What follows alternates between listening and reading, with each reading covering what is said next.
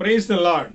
கிறிஸ்துவுக்குள் மிகவும் பிரியமான அன்பான தேவனுடைய பிள்ளைகள் அனைவருக்கும் சிங்கப்பூர் ஏலிம் எழுப்புதல் ஊழியங்கள் சார்பிலே அன்பின் வாழ்த்துக்களை தெரிவித்துக் கொள்கிறோம். இன்றைக்கு இயேசு கிறிஸ்து கல்வாரி சிலுவையிலே தொங்கிய பொழுது சொன்ன சிலுவையின் பொன்மொழிகள் 7 வார்த்தைகள். அதிலே ஒரு சிலவற்றை நாம் இன்றைக்கு தியானிக்க இருக்கிறோம். முக்கியமாக 6ஆம் நாள் உருவாக்கப்பட்ட மனிதனுக்காக சிலுவையிலே இயேசு கிறிஸ்து 6 மணி நேரம் தொங்கினார். இது காலை 9 மணி முதல் மாலை 3 மணி வரை கிட்டத்தட்ட 6 மணி நேரம் சிலுவையில் தொங்கினார். அவர் பெரும்பாலும் சிலுவையில் தொங்கிய நேரங்கள் எல்லாம் ஒரு ஜெபத்தோடு கூட அவர் தொங்கினார் என்று சொல்லுகிறார்கள். புரியுங்களா? முக்கியமாக பெரும்பாலும் சிலுவையிலோ மரத்தில் யாராவது தொங்கினாங்கனாக்கா, ஐயோ வலி தாங்க முடியல, வேதனையாக இருக்கு என்று அவர்கள் கூக்குரலிடுவார்கள். ஆனால் இயேசுவை சிலுவையில் அறைகின்ற பொழுது அந்த ஜனங்கள் அவர் நினைச்சாங்க, திட்டினார்கள், அவரை கன்னத்தில் அறைந்தாங்க, இப்படியெல்லாம் பண்ணாங்க. ஒரு சிலர் நினைச்சுவாங்க, தனக்கு தண்டனை கொடுக்கிற ஜனங்களை மக்களை திட்டுவார்கள், வசைப்பாடுவார்கள், சாபமிடுவார்கள். ஆனால் இயேசு சிலுவையிலே அவர் தொங்கினாலும் ஒரு சிங்காசனத்தில் வீற்றிருக்கிறவராக அவர் அப்படியாகத்தான் இருந்தார். சிங்காசனத்தில் வீற்றிருக்கக்கூடியவராக, பிசாசின் கிரியைகளை அழித்து சிங்காசனத்தில் வீற்றிருக்கிறவராக அவர் அந்த 7 வார்த்தைகளையும் அவர் மொழிந்தார் என்று நாம் பார்க்கிறோம். புரியுங்களா? அதனாலே நாம் இன்றைக்கு பல இயேசு கிறிஸ்து சிலுவையிலே தொங்கிய பொழுது பாடுகள் வேதனைகள் மத்தியில் கூட அந்த நேரத்தில் அந்த 7 வார்த்தைகளை அவர் சொன்னார். 1 பேதுரு 2ஆம் அதிகாரம் 21ஆம் வசனத்திலே, இதற்காகவே நீங்கள் அழைக்கப்பட்டிருக்கிறீர்கள், ஏனெனில் கிறிஸ்துவும் உங்களுக்காக பாடுபட்டு நீங்கள் தம்முடைய அடிச்சுவடுகளை தொடர்ந்து வரும்படி உங்களுக்கு மாதிரியை பின்வைத்து போனார். எப்படி இயேசு கிறிஸ்து அந்த பாடுகள் வேதனைகள் மத்தியிலே இந்த மரண நேரத்திலே எப்படி நடந்து கொண்டார் என்பது நமக்கு ஒரு ரோல் மாடலாக, முன்மாதிரியாக அவர் காண்பித்து சென்றார். இந்த பாடுகளில் வேதனையின் மத்தியில் கூட அவர் மற்றவர்களை வசைப்பாடாதபடி அவர் எப்படி நடந்து கொண்டார் என்பதற்குத்தான் இதற்காகவே நீங்கள் அழைக்கப்பட்டிருக்கிறீர்கள், ஏனெனில் கிறிஸ்துவும் உங்களுக்காக பாடுபட்டு நீங்கள் தம்முடைய அடிச்சுவடுகளை தொடர்ந்து வரும்படி உங்களுக்கு மாதிரியை பின்வைத்து போனார். ஹல்லேலூயா! அருமையான தேவனுடைய பிள்ளைகளே, இயேசு கிறிஸ்து இந்த பூமியில் ஊழியம் செய்த நாட்களிலும் அவர் நமக்கு முன்மாதிரியாக இருந்தார். சிலுவையிலே தொங்கிய பொழுதும் அவர் நமக்கு ஒரு முன்மாதிரியாகத்தான் இருந்தார் என்று நாம் பார்க்கிறோம். அதனாலே இயேசு கிறிஸ்து சொன்ன அந்த வார்த்தைகளை வெறும் தியானத்தோடு நாம் விட்டுவிடாதபடி அதை நாம் என்ன செய்ய வேண்டும் என்றால், நாம் அதை வாழ்க்கையிலே அபியாசப்படுத்தக்கூடியவர்களாக இருக்க வேண்டியது அவசியமாக இருக்கிறது. அவர் சிலுவையிலே தொங்கிய காரியத்தை ஏசாயா 53ஆம் அதிகாரம் 2ஆவது வசனத்திலே, அவருக்கு அழகும் இல்லை, சௌந்தரியம் இல்லை, அவரை பார்க்கும்போது நாம் அவரை விரும்பத்தக்க ரூபம் அவருக்கு இல்லாதிருந்தது என்று வேதவசனம் சொல்கிறது. இயேசு கிறிஸ்து அவருக்கு முன்பதாக 700 வருடங்களுக்கு முன்பாக இருந்த ஏசாயா தீர்க்கதரிசி அவரை குறித்து சொல்கின்ற பொழுது அவர் பார்க்கின்ற பொழுது அவர் பார்த்தீங்கன்னாக்கா அழகும் இல்லை, சௌந்தரியம் இல்லை, விரும்பத்தகாத உருவம் அவருக்கு இருந்தது என்று சொல்லுகிறார். அப்படியாக சிலுவையில் அவர் காட்சி அளித்தார். ஏசாயா 52ஆவது அதிகாரம் 14ஆவது வசனத்திலே, மனுஷரை பார்க்கிலும் அவருடைய முகப்பார்வையும் மனுபுத்திரை பார்க்கிலும் அவருடைய ரூபமும் இவ்வளவு அந்த கேடு அடைந்தபடியினாலே அவரை கண்ட அநேகர் பிரமிப்படைந்தார்கள். பாருங்க, இயேசுடைய முகம் அந்த காடு அடைந்தனாலே அவரை சிலுவையில் பார்த்த மக்கள் பிரமிப்படைந்தார்கள் என்று பார்க்கிறோம். புரியுங்களா? ஒருவேளை பாருங்க, மரண நேரத்தில் ஒரு மனிதனுக்கு மரணம் ஏற்படுது என்றால், இந்த மரண நேரத்தில் ஒரு உறவினர்கள் மனைவியோ பிள்ளைகளோ என்ன செய்வாங்க, கடைசியில் என்ன பேச போகிறார், ஏன்னா மரிப்பதற்கு முன்பதாக மனைவிக்கு என்ன சொல்ல போகிறார், பிள்ளைக்கு என்ன சொல்ல போகிறார் என்று சூழ்ந்து கொள்வார்கள். என்னுடைய சிறு வயதில் என்னுடைய பாட்டி அவர்கள் பார்த்தீங்கன்னாக்கா, என்னுடைய அம்மாவுடைய அப்பாவுடைய அம்மா பாட்டி, கொள்ளு பாட்டி, மறிக்கின்ற பொழுது எல்லாரையும் கூப்பிட்டு எல்லாருக்கும் ஆசீர்வாதம் வழங்கி காரியங்களை சொன்னார்கள். வயதான நேரத்தில் தன்னுடைய வாழ்க்கையுடைய கடைசி கட்டத்தில் வாழ்த்தி ஆசீர்வதித்து காரியங்களை சொல்லுவார்கள். அதே போல பாருங்க, யாக்கோபு மரணமடையும் நாட்களில் கூட தன்னுடைய 12 பிள்ளைகளையும் அழைத்து அவர் கடைசி நாட்களில் அந்த பிள்ளைகளுக்கு நடக்கக்கூடிய காரியங்களை குறித்து ஆதியாகமம் 49 அதிகாரத்தில் யாக்கோபு தன் பிள்ளைகளுக்கு சொல்கிறார். அதே போல பார்க்கின்ற பொழுது மோசே தன் கடைசி வார்த்தை ஆக உபாகமம் 32வது அதிகாரம் 33வது வசனத்தில் அவர் சொல்லக்கூடிய இஸ்ரவேல் ஜனங்களுக்கு சொல்லக்கூடிய வார்த்தையை பார்க்கிறோம். தாவீதும் 2 சாமுவேல் 23வது அதிகாரத்தில் அவருடைய கடைசி வார்த்தையை குறித்து நாம் பார்க்கிறோம். ஆனால் இயேசு கிறிஸ்து சிலுவையில் தொங்கிய பொழுது தன்னுடைய கடைசி வார்த்தை, சிலுவையின் பொன்மொழிகள், இந்த 7 காரியங்களும் அவர் ஆணிகளால் சரீரம் கடாவப்பட்டு சிலுவையில் தொங்கிக் கொண்டிருக்கின்ற பொழுது சொல்லக்கூடிய அந்த காரியம் பாருங்க. சிலுவையில் தொங்கிக் கொண்டிருக்கின்ற பொழுது பேசுவதற்கு பாருங்க, ஆணிகளை தொங்கிட்டு இருந்தா மூச்சு விடுவதே சிரமம். ஏன்னா சரீரத்தில் அந்த ஆணிகள் இழுக்கும், அதில் மூச்சு விடுவது கடினமானது. அதில் பேச வேண்டும் என்றால் எப்படி பாருங்க, கஷ்டப்பட்டு பேசியிருக்க வேண்டும். அப்போ வேதனை அனுபவித்து கொண்டு பேசியிருக்க வேண்டும்.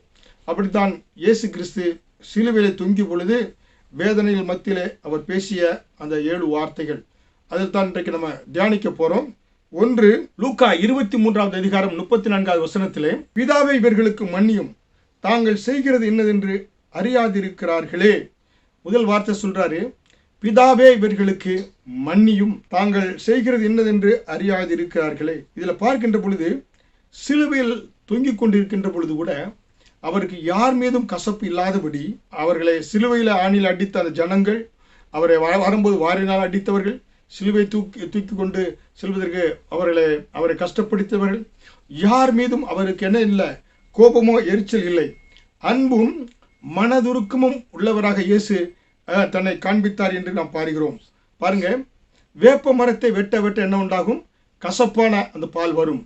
அதே போல சந்தன மரத்தை வெட்ட வெட்ட என்ன உண்டாகும், அது நறுமணம் வீசக்கூடியதாக இருக்கும். சந்தன காடுகளி சென்றாலே என்ன பாருங்கனாக்கா நமக்கு நறுமணம் வீசும்.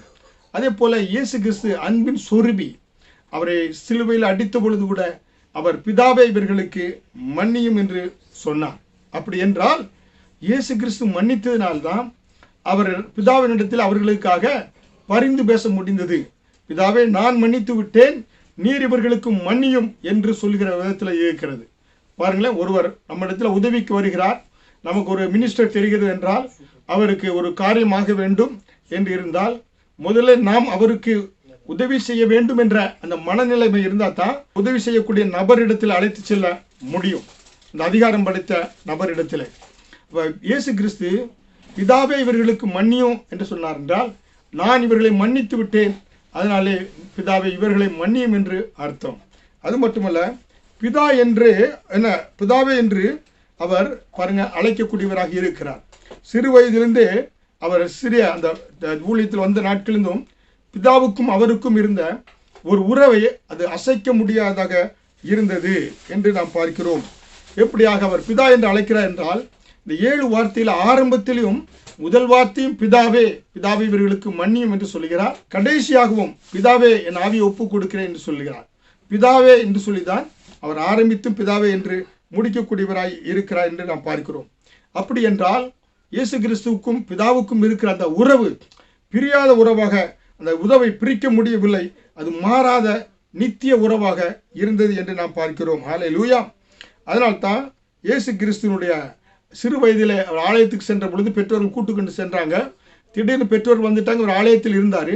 பெற்றோர்கள் இப்போ தேடி சென்ற பொழுது அவர் சொல்கிறார், லூக்கா 2வது அதிகாரம் 49வது வசனத்திலே, என் பிதாவுக்கு அடுத்தவைகள் நான் இருக்க வேண்டியது என்று அறியீர்களா என்று தன்னை தேடி வந்த மரியாளுக்கும் யோசேப்புக்கும் அவர் சொன்னார் என்று பார்க்கிறோம்.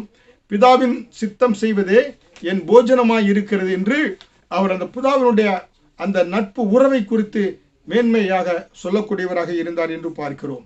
பிதாவே இவர்களுக்கு மன்னியும் என்று இயேசு கிறிஸ்து ஒரு பிரதான ஆசாரியனாக, இயேசு கிறிஸ்து ஒரு மீடியேட்டராக, பார்த்தீங்களாக்கா, நமக்கு பிதாவுக்கும் நமக்கும் மத்தியிலே ஒரு மீடியேட்டராக பரிந்து பேசக்கூடியவராக இயேசு கிறிஸ்து அந்த இடத்துல சிலுவையில் இருந்தார் என்று நாம் பார்க்கிறோம். அடுத்த 1 யோவான் 2வது அதிகாரம் 1வது வசனத்திலே, ஒருவன் பாவம் செய்வானானால் நீதிபரராய் இருக்கிற இயேசு கிறிஸ்து நமக்காக பிதாவினிடத்தில் பரிந்து பேசக்கூடியவராக இருக்கிறார் என்று பார்க்கிறோம். இயேசு கிறிஸ்து ஒரு பிரதான ஆசாரியனாக நமக்காக பிதாவினிடத்தில் பரிந்து பேசக்கூடியவராக இருக்கிறார்.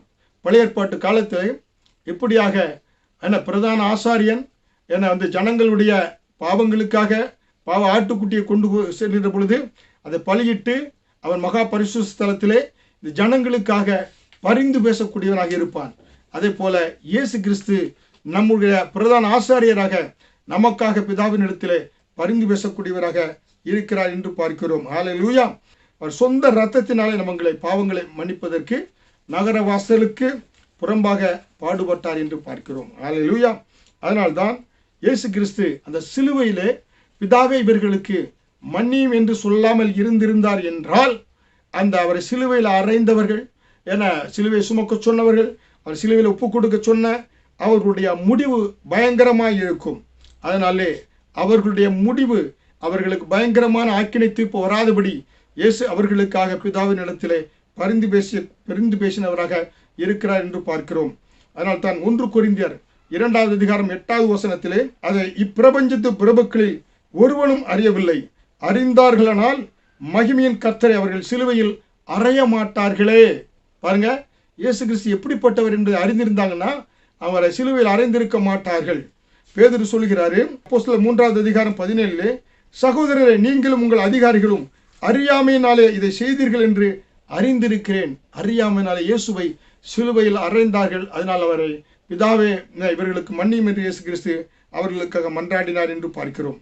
2 கொரிந்தியர் 4வது அதிகாரம் 4வது வசனத்திலே, அவரை கிறிஸ்து என்று அறிய முடியாதபடி இப்பிரபஞ்சத்தின் தேவனானவன் அவருடைய மனதை குருடாக்கினான் என்று பார்க்கிறோம். பாருங்க, அறியாது இருக்க இந்த உலகத்தினுடைய அதிபதியானவன் இயேசு ஒரு மனுஷகுமாரன், தேவகுமாரன் என்பதை அறியாதபடி, உலகத்தின் பாவத்தை சுமந்திருக்கு தேவ ஆட்டுக்குட்டி என்பதை அறியாதபடி அவரை அறைந்தவருடைய மனக்கண்களை பிரபஞ்சத்தின் அதிபதியானவன் குருடாக்கினான் என்று நாம் பார்க்கிறோம். ஹல்லேலூயா. அதனால்தான் இயேசு கிறிஸ்து பிதாவினிடத்தில் நமக்காக பரிந்து பேசக்கூடியவராக இருக்கிறார். ஹல்லேலூயா. இப்போ இயேசு கிறிஸ்து மன்னிப்பை சிலுவையில் வாரி வழங்கினார். ஹல்லேலூயா. அருமையான தேவனுடைய பிள்ளைகளே, நாம் நம்முடைய எதிரிகளை, நமக்கு விரோதமாக எழும்பக்கூடியவர்களை இயேசு கிறிஸ்து நமக்காக முன்மாதிரியாக வைத்துவிட்டு சென்றதினாலே நாம் என்ன செய்ய வேண்டும்? மன்னிக்க கற்றுக்கொள்ளணும். கணவன் மனைவி செய்த தவறை மன்னித்து, ஏன்னா பார்த்தீங்கன்னா சூரியன் அஸ்தமிப்பதற்கு முன்பதாகவே, இருள் அடைவதற்கு முன்பதாகவே மனைவி மன்னித்து குடும்பமாய் சேர்ந்து வாழ வேண்டும். மனைவியும் கணவனை மன்னித்து அந்த குடும்பத்தில் இயேசுவை முன்மாதிரியாக வைத்து வாழ வேண்டும். பிள்ளைகளும் பெற்றோரை மன்னித்து, பெற்றோரும் பிள்ளைகளை மன்னித்து அவர்கள் இயேசு கிறிஸ்து காண்பித்த அந்த மன்னிப்பை வாரி வழங்க வேண்டும். அந்த குடும்பம் பரலோக குடும்பத்தை போல இருக்கும். அதனாலே நமக்காக நாம் மன்னிக்கின்ற பொழுது நமக்கு விரோதமாய் எதிரிகளையும் துரோகிகளையும் நம்ம என்ன செய்ய உருவாக்காமல் இருக்க முடியும். அப்ப இயேசு கிறிஸ்து அந்த அவருடைய சிலுவையின் பொன்மணியிலே முதல் வார்த்தை பிதாவே இவர்களுக்கு மன்னியும் என்று சொன்ன பொழுது அவர் மன்னித்து விட்டார் ஏற்கனவே. அதனால பிதாவின் இடத்தில் அவர்களுக்காக வேண்ட முடிந்தது, பிதாவை இவர்களுக்கு மன்னியும் என்று சொல்லி. நாமும் தேவனுடைய பிள்ளைகளே பாருங்க, நீங்க கோபிப்பதற்கு நம்ம என்ன செய்யணும்? தாமதம் செய்ய வேண்டுமா? நீ ஒரு கோபிக்க கூடிய ஒரு சூழ்நிலை வச்சா நாளைக்கு தள்ளி போடுங்க. உடனே கோபித்து விடாமல் சிறிது நேரம் கழிச்சு யோசித்து பாருங்க, ஐயோ நான் இது கோபிக்காமல் இருந்ததுனால எவ்வளவு பெரிய இழப்பை நான் தவிர்த்து விட்டேன். சரியாக கோபப்பட்டிருந்தா ஒருவேளை அநேகர் பாருங்க, ஒரு நண்பர்கள் சிங்கப்பூர் தேசத்துல பார்க்குற 2 நண்பர்கள் பேசி கொண்டிருந்தாங்க. வேலைக்கு போயிட்டு வந்தான், அவன் இன்ஜினியர் பக்கத்துல போயிட்டு வேலைக்கு போயிட்டு வந்து வேலை செய்யும் போது காய்கறி நறுக்கி கொண்டு தான் பக்கத்தில் உள்ள நண்பன் கிண்டல் பண்ணதுனால காய்கறி நறுக்கின்ற கொண்ட அந்த கத்தியை வச்சு அவனை வகுத்து சொல்லிட்டான். ஏன்னா அவன் இன்ஜினியர் படித்தவன் தான் பாருங்க. ஆனாலும் அவன் உடனே இறந்து போயிட்டான். சிங்கப்பூர் சட்டத்தின்படி மரண தண்டனை கொடுக்க வேண்டியது. பார்த்தீங்களா, ஒருத்தனை நம்ம கொலை செய்தோம் என்றால் ஆயுதத்தை வைத்து. அப்போ பாருங்க, அந்த ஒரு கோபம், அந்த ஒரு நொடியில் பார்த்தீங்கன்னாக்கா ஒருத்தர் மறுத்து போட்டான், இவனும் மரணத்துக்குள்ளாக ஆகி போயிட்டான். அந்த கோபத்தை நம்ம தள்ளி போட வேண்டும். கோபம் வருகிறது என்றால் என்ன, தயவு செய்து உங்களிடத்தில் அன்பாக அருமையான தேவனுடைய பிள்ளைகளே, செய்தியை கேட்டுக்கொண்டிருக்கிற அருமையான தேவனுடைய பிள்ளைகளே, நீங்கள் உங்கள் வாழ்க்கையில் இதை பிரயாசப்படுத்துங்க. எந்த விதத்திலும் கோபம் வருகிற சூழ்நிலை கட்டுக்கடாக வந்துச்சு, அந்த இடத்தை விட்டு சென்று விடுங்க, நகன்று விட்டு கோபத்தை தள்ளி போடுங்க. தள்ளி போட்டு கொஞ்சம் 5 நிமிடங்கள் கழித்து யோசிச்சு பாருங்க, நல்ல வேளை நான் கோபித்திருந்தால் உறவுகள் பாதிக்கப்பட்டிருக்கும், பெரிய அழிவு, பெரிய சேதாரம் உண்டாவதை நான் தவிர்த்து விட்டேன் என்று சொல்லி நீங்கள் பெருமைப்படுவீர்கள். அதனால எந்த காரணம், எப்படிப்பட்ட காரியமாக இருந்தாலும் கோபம் கொள்ளாதீர்கள். கோபத்தை கட்டுப்படுத்தி கோபத்தை மட்டும் தான் நீங்க என்ன செய்யணும்? தள்ளி போட வேண்டும். புரியுங்களா? அதனால இயேசு கிறிஸ்து பாருங்க, சிலுவையிலே நமக்காக முன்மாதிரியாக பிதாவே இவர்களுக்கு மன்னியும் என்று சொன்னதுனாலே அவர் பாருங்க, பாருங்க, ஒரு கரத்துல மன்னிப்பு வாங்கி இன்னொரு கரத்தில் மன்னிப்பை என்ன செய்ய வழங்கினார் என்று பார்க்கிறோம். அருமையான தேவனுடைய பிள்ளை, நாம் இன்றைக்கு பரத்திலிருந்து ஒரு கரத்திலே மன்னிப்பை வாங்கி நாம் இந்த வலது கரத்தினாலே இடது கரத்தினால் வாங்கி வலது கரத்தினாலே மன்னிப்பை வாரி வழங்குவோம். ஆனால் ஜனங்களுக்கு மன்னிப்பை யார் நம்மளால் மன்னிக்க முடியாத யாராவது இருந்தாலும் அவங்களை மன்னித்து, தாயோ தகப்பனோ சிறு சகோதரன் சகோதரியோ உறவினர்கள் யாராக இருந்தால், நண்பர்களோ, வேலை இடத்தில் பாஸோ, உங்களோட வேலை பார்க்கக்கூடிய உடன் ஊழியரோ, யாரை குறித்தும் கசப்பு இருக்கக்கூடாது. இயேசு அப்படி கசப்பு இல்லாதனால்தான் அவராலே பிதாவை இவர்களுக்கு மன்னியும் என்று கேட்க முடிந்தது. நாம் மன்னிக்க கற்றுக்கொள்ள வேண்டும். மன்னிக்க தெரிந்தவன் தான் மாணிக்கமாக மாற முடியும். நீங்க மன்னிக்க கற்றுக்கொள்ளுங்க. ஒவ்வொருவரையும் மன்னிக்க நீங்க கற்றுக்கொள்கின்ற பொழுது உங்கள் வாழ்க்கை சமாதானம் சந்தோஷம் நிறைந்த வாழ்க்கையாக மட்டுமல்ல, கிறிஸ்துவை பிரதிபலிக்கக்கூடியவர்களாக நீங்க மாறுவீங்க. புரியுங்களா? இரண்டாவதாக இயேசு கிறிஸ்து சிலுவையில சொன்ன வார்த்தை, இயேசு அவனை நோக்கி, இன்றைக்கு நீ என்னுடனே கூட பரதீசியில் இருப்பாய் என்று மெய்யாக உனக்கு சொல்கிறேன் என்றார். பாருங்க, இயேசு கிறிஸ்துவோடு கூட சிலுவையில் தொங்கிக் கொண்டிருந்த ஒரு கள்ளன், 2 பேர் வலது பக்கம் இடது பக்கம் ஒரு கள்ளனை 2 பேர் அவர்கள் அவரோடு கூட சிலுவையில் அறையப்பட்டார்கள். அப்பொழுது பாருங்க, இயேசு கிறிஸ்துவனிடத்தில் லூக்கா 23வது அதிகாரம் 42வது வசனத்தில், உம்முடைய ராஜ்யத்தில் வரும்போது அடியனை நினைத்தருளும் என்று மன்றாடினான். ஒரு கடைசி நேரம் தக்க தருணத்தை தவறவிடாதபடி பயன்படுத்தி கொண்டான் இந்த கள்ளன். புரியுங்களா? இன்னொரு கள்ளனோ அவரை பரியாசம் பண்ணி நரகத்துக்கு சென்றான். ஆனால் இந்த கள்ளனோ இயேசு கிறிஸ்துவத்தில் அவர் கடைசி நேரம் மரிக்க போறாரு. அதற்கு முன்பதாக என்ன செய்கிறான் பாருங்க, அவன் அவரிடத்துல அந்த சிறிய தருணம், ஒரு சின்ன ஜெபம் தான், ஆண்டவரே உம்முடைய ராஜ்யத்தில் வரும்போது என்னை நினைத்தருளும் என்று அவன் ஜெபிக்கிறான். எப்படியாக பாருங்க, ஒரு கண்டெய்னர் இருக்குன்னா பாரந்திக்கு பார்க்குறீங்க, அந்த கண்டெய்னர் கப்பல் இருக்குன்னா அந்த பாரந்திக்கு என்ன செய்யும், கண்டெய்னர் இருக்கிற அப்படியே அந்த கண்டெய்னர் கப்பல் இருக்கிற எடுத்து, ஏன்னா இங்கே தரையில் இருக்கக்கூடிய அந்த லாரி மேலே தூக்கி வைக்கும், அந்த கண்டெய்னர் எடுத்துக்கொண்டு செல்லும். இன்னும் அதை பார்த்தீங்கன்னா, நான் சிங்கப்பூர் தேசத்தில் அந்த பில்டிங் கன்ஸ்ட்ரக்ஷனில் பார்த்துருப்பேன். பெரிய அந்த 20 மாடி 30 மாடி 57 மாடிகள் எல்லாம் நான் கட்டடங்கள் கட்டுகிறோம். அதில் பார்த்தீங்கன்னா மேலே வாட்டர் டேங்க் வந்து அந்த ரூஃபில் தான் வைப்போம். இப்போ கீழே இருக்கக்கூடிய அந்த வாட்டர் டேங்கை அது பார்த்து ஏற்கனவே சிமெண்ட்னால் செய்யப்பட்ட வாட்டர் டேங்கை கிரேன் மேலே அப்படியே கிரேன் மூலமாக, ஏன்னா பாரம் தூக்கி மூலமாக அப்படியே தூக்கி மேலே அப்படியே பில்டிங் மேலே ஃபிக்ஸ் பண்ணி வச்சிருது ரூஃபில். அதே போல் இவன் இந்த கடைசி நேரத்தில் பாவியாக நரகத்துக்கு செல்லக்கூடியவன் இயேசுவை நோக்கி ஒரு சிறிய ஜெபம் பண்ணுகிறான். இயேசு நீ என்னோடு கூட பரதீசில் இருப்பாய் என்று சொல்லி, ஏன்னா நரகத்து பாதாளுக்கு செல்லக்கூடியவனை பரதீசிலே அவன் இயேசுவோடு கூட வைத்தார் என்று பார்க்கிறோம். ஹல்லேலூயா! இதுதான் கடைசி நேரத்தில் அவனுக்கு கிருபையின் வாசல்கள் அந்த கள்ளனுக்கு திறக்கப்பட்டது. இந்த கள்ளன் மிக மிக நாணத்தோடு கடைசி நிமிடத்தில் நடந்து கொண்டார் என்று பார்க்கிறோம். ஹல்லேலூயா! அப்போ ஆண்டவர் ஜெபத்திற்கு, ஏன்னா ஜெபத்தை கேட்பவர் மட்டுமல்ல, அந்த ஜெபத்திற்கு உடனடியாக இன்ஸ்டன்டாக பதிலை கொடுக்கக்கூடிய தேவனாக இருக்கிறார். ஹல்லேலூயா! அவன் இயேசுவோடு கூட உடனடியாக உன்னதங்களிலே உயர் ஸ்தானங்களிலே பங்கு பெறும்படியாக பாக்கியத்தை அந்த கள்ளன் பெற்றுக்கொண்டார் என்று பார்க்கிறோம். ஹல்லேலூயா!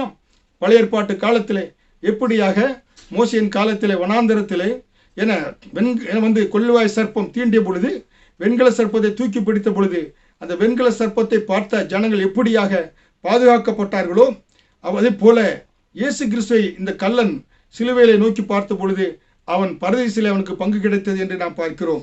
அதனால்தான் பூமியின் குடிகளே என்னை நோக்கி பாருங்கள், அப்பொழுது பிழைப்பீர்கள் என்று ஏசாயா 45வது அதிகாரம் 22வது வசனத்தின்படி, பூமியின் குடிகளே கல்வாரியை நோக்கி பாருங்க, இயேசுவை நோக்கி பாருங்க, அப்பொழுது நீங்கள் பிழைப்பீர்கள். ஹல்லேலூயா!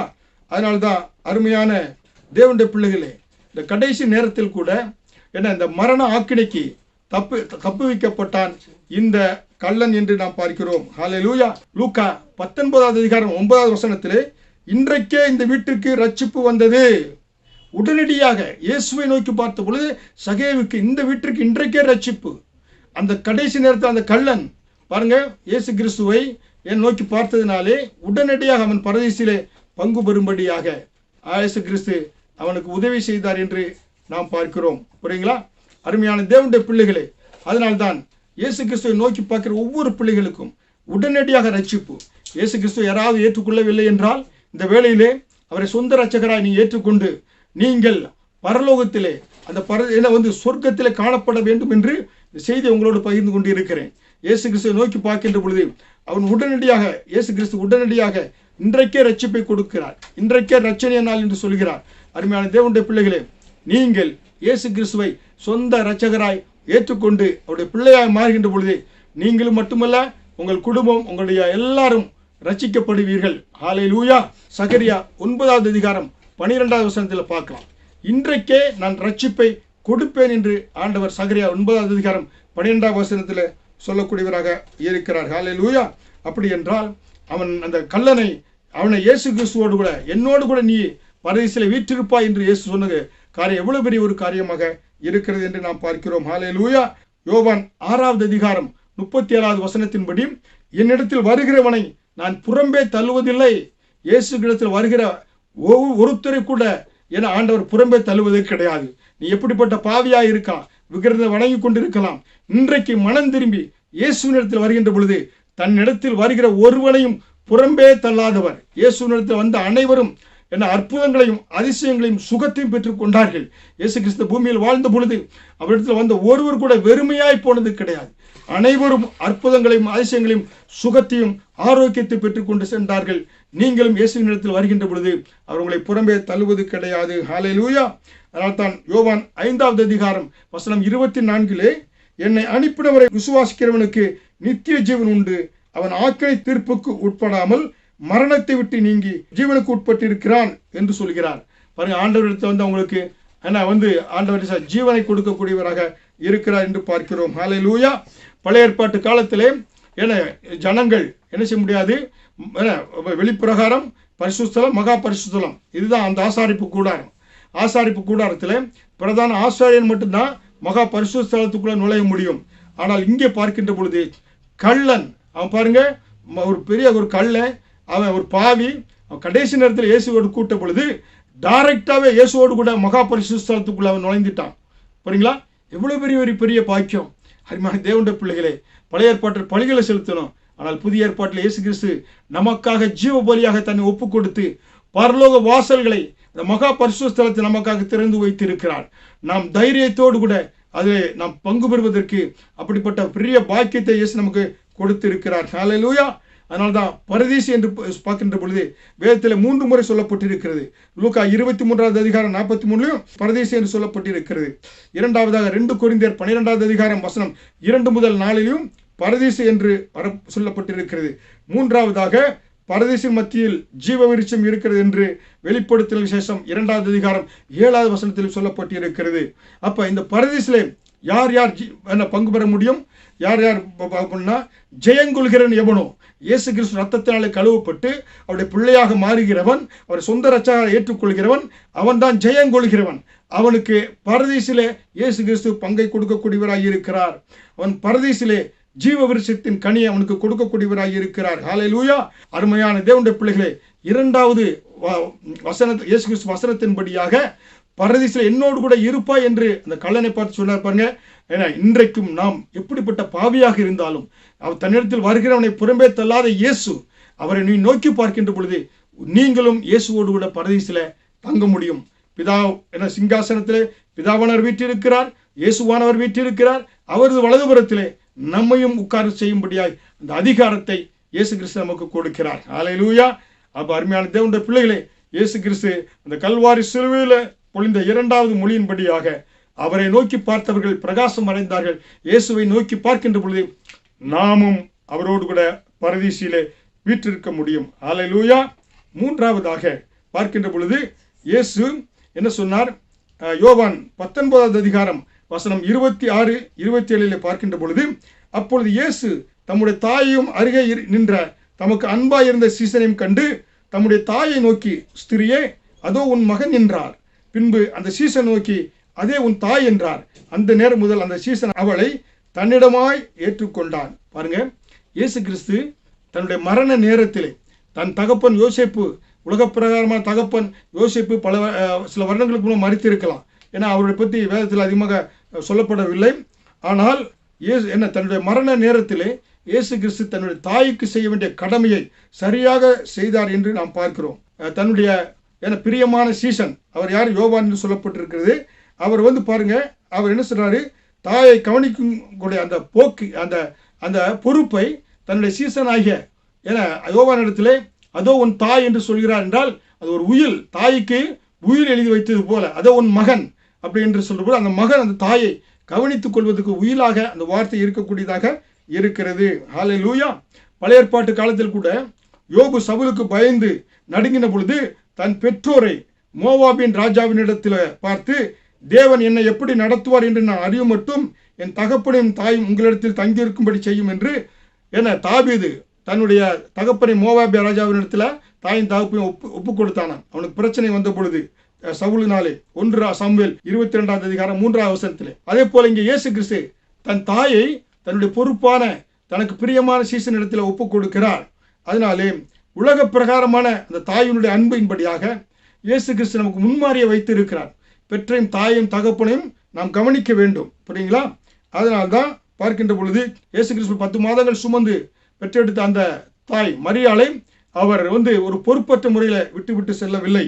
இயேசு கிறிஸ்து பாருங்க, ஏன்னா அவர் பிறக்கின்ற பொழுதே கூட மரியாள் எடுத்து சொல்லப்பட்டது லூக்கா 2 அதிகாரம் 35 உன் ஆத்மாவை ஒரு பட்டை உருவி போகும் என்று சொல்லப்பட்டிருக்க அவர் சிலுவை மரணத்தை குறித்து. ஆனால் சில நாட்களுக்கு அப்புறம் மரியாளுடைய கணவனாய் யோசேப் மரித்திருக்கக்கூடும். அவர்களுக்கு யோசேப்பின் மூலமாக இயேசு கிறிஸ்துவுக்கு சகோதர சகோதரிகள் இருந்தார்கள். ஆனாலும் இயேசு கிறிஸ்து அவர்களிடத்துல தன் தாயோ பிறந்த அந்த சகோதர சகோதரிகளிடத்தில் அவர் ஒப்பு கொடுக்காதபடி பார்த்து கொள்ளும் பொறுப்பை தனக்கு பிரியமான சீசனாகிய யோவானிடத்தில் அவர் ஒப்பு கொடுக்கக்கூடியவராக இருக்கிறார் என்று பார்க்கிறோம். ஹல்லேலூயா. அப்ப அருமையான தேவனுடைய பிள்ளைகளே, அதைத்தான் தீர்க்க தரிசனமாக ஏசாயா புத்தகத்தில் பார்க்கின்ற பொழுது ஏசாயா 51 அதிகாரம் 18 வசனத்திலே அவள் பெற்ற புத்திரர் எல்லோரிலும் அவளை நடத்துவார் ஒருவரும் இல்லை, அவள் வளர்ந்த குமாரரில் அவளை கை கொடுத்து அழைப்பார் ஒருவரும் இல்லை. ஹல்லேலூயா. அப்படி என்றால் நாம் பெற்றோர்களை கனப்படுத்த வேண்டியது மிக மிக அவசியம். அதனால்தான் நம்ம 10 கட்டளைகளே ஏன்னா ஆண்டவர் நம்ம மோசே கர்த்தர் 10 கட்டளை கொடுக்கின்ற பொழுது யாத்திராகமம் 20 அதிகாரம் வசனம் 12 உன் தேவனாகிய கர்த்தர் உனக்கு கொடுக்கும் தேசத்தில் உன் ஆயுசு நாட்கள் நீடித்திருப்பதற்கு உன் தகப்பனையும் உன் தாயையும் கனம் பண்ணுவாயாக என்று ஆண்டவர் நமக்கு நியாயப்பிரமாணத்தில் கட்டளையில சொல்லி இருக்கிறார். நம்ம கொடுக்கப்பட்ட தேசத்திலே நம் நீடித்த நாட்களாய் நீண்ட ஆயுளோடு சமாதான சந்தோஷத்தோடு ஆரோக்கியத்தோடு நீண்ட ஆயுளோடு நாம் இருக்க வேண்டும் என்றால் தாயும் தகப்பனையும் கனம் பண்ண வேண்டும். அதனால் தான் நீதிமொழிகள் 23 அதிகாரம் 22 வசனத்திலே உன்னை பெற்ற தகப்பனுக்கு செவிகொடு, உன் தாய் வயது சென்றவள் ஆகும்போது அவளை அசட்டை பண்ணாதே. தாயின் தகப்பனுக்கு செவி கொடுக்கணும். தாயை அசட்டை பண்ணாதே. தாய் திருமணமாகி போனால் உன் மேல் அந்த அன்பு குறையவே குறையாது. அந்த தாயை ஒருபோது நீங்கள் அசட்டை செய்யவே கூடாது. அருமையான வாலிபனே, வாலிப தம்பி தங்கையே, என்ன பெற்றோர்களை கேட்கக்கூடிய நீங்கள் ஒருவேளை உங்களுடைய தாயின் தகப்பன் இருந்தால் அவங்களை கனப்படுத்துங்க. இந்த பூமியில் இருக்கிற நாட்கள் சில வருடங்களாக இருப்பாங்க. அவர்கள் இருக்கிறவரை அவர்கள் நன்றாக கவனித்து அவர்களை கனப்படுத்துகின்ற பொழுது கர்த்தருடைய ஆசீர்வாதம் உங்களுக்கு நிறைவாக இருக்கும். ஹல்லேலூயா. அதனால்தான் இயேசு கிறிஸ்து தன்னுடைய விரும்பிய சீசன் இடத்திலே தாயை ஒப்பு கொடுக்கின்ற பொழுது அவருடைய முகம் எவ்வளவு சந்தோஷமாக இருந்து இருக்கும். அதனாலே அருமையான தேவனுடைய பிள்ளைகளை உங்கள் பெற்றோரை நீங்கள் கனப்படுத்துங்க. ஒரு தீர்மானம் எடுங்க. இயேசு கிறிஸ்து சிலுவையிலுடைய தியானங்களை சிலுவை மொழிகளை நான் தியானிக்கின்ற பொழுது நான் பெற்றோரை கனப்படுத்துவேன். ஹல்லேலூயா. ஒன்று இயேசு கிறிஸ்து மன்னித்தாரு. அதே போல் நீங்க மற்றவர்களுக்கு மன்னிப்பை வாரி வழங்குங்க. நீங்க மன்னிப்பை கொடுக்கின்ற பொழுது உங்களுக்கு எதிரிகள் இல்லாமல் செஞ்சு விடுறீங்க. உங்களுக்கு எதிரிகள் உண்டாக வேணும்னா நீங்க மற்றவர்களை மன்னிக்காம கோவிச்சுட்டு இருந்தா நீங்க புற்றுசிலை போல எதிரிகளை உண்டாக்கிட்டு இருப்பீங்க. மற்றவர்களை மன்னித்து பாருங்க. உங்களுக்கு எதிரி இல்லாமல் எதிரியே எழும்ப விடாம நீங்க உருவாகி நல்ல சூழ்நிலை உண்டாக்கிறீங்க. உங்களுக்கு எதிரிகளை உருவாக மாட்டாங்க. மன்னித்து விடுங்க. இரண்டாவதாக அந்த கல்லனுடைய சிறிய ஜெபம் அவனை பரதீசிலே கொண்டு போய் நிறுத்தியது. இயேசுவை நோக்கி பாருங்க. எப்படிப்பட்ட நீங்க சூழ்நிலை இருந்தாலும் அவரை மறிக்க வேண்டிய சூழ்நிலை, சிலுவையில அவனும் அறையப்பட்டான். அந்த வேளையில் கூட தக்க தருணத்தை தவற விடாமல் பயன்படுத்தி கொண்டான். நீங்களும் கர்த்தர் கிருபையாய் கொடுக்கப்பட்ட இந்த நாட்களிலே இயேசுவை நோக்கி பார்த்து பரதீசில் நீங்க பங்கு பெறுங்க. மூன்றாவதாக இயேசு கிறிஸ்து தன்னுடைய தாயை பொறுப்பாக தன்னுடைய உண்மை சீடனாகிய யோவானிடத்தில் ஒப்பு கொடுத்தார். தாயும் தகப்பனை நாம் கனம் பண்ண வேண்டும். அதற்கு முன்மாதிரியாக ரோல் மாடலாக இயேசு கிறிஸ்து இருந்தார். அதைத்தான் சிலுவையில் அவர் காண்பித்தார் என்று நாம் பார்க்கிறோம். ஹல்லேலூயா. அருமையான தேவனுடைய பிள்ளைகளே, இன்னும் தொடர்ந்து இந்த சிலுவை பொன்மொழிகள் 7 3 இன்னைக்கு பார்த்து இருக்கிறோம். மீதி 4 அடுத்த தொடரிலே பார்ப்போம். நீங்கள் உற்சாகத்தோடு கூட, பரிசுத்த வேதாகமத்தோடு கூட, பரிசுத்த ஆவியான உதவியோடு கூட இந்த சத்தியங்களை கேளுங்க. இந்த சத்தியங்கள் உங்களை வாழ வைக்கும். இயேசுவின் முன்மாதிரியை பின்பற்ற வைக்கும். இந்த பூமியிலே ஒரு சாட்சியாக நீங்க வாழ்வீங்க. நீங்கள் மட்டுமில்ல, இந்த பூமியில ஒரு நல்ல சரித்திரத்தை நீங்க படைத்தவர்களாக செல்கின்ற பொழுது உங்களுடைய அடிச்சுவடைகளை மற்றவர்கள் பின்பற்றி வருவதற்கு அது புரோஜனமாக இருக்கும். ஹல்லேலூயா. எங்களுக்காக தொடர்ந்து ஜெபிங்கள். உங்களுக்காக ஜெபிக்கிறோம். கர்த்தர் தாமே உங்களை ஆசீர்வதிப்பாராக. ஆமென்.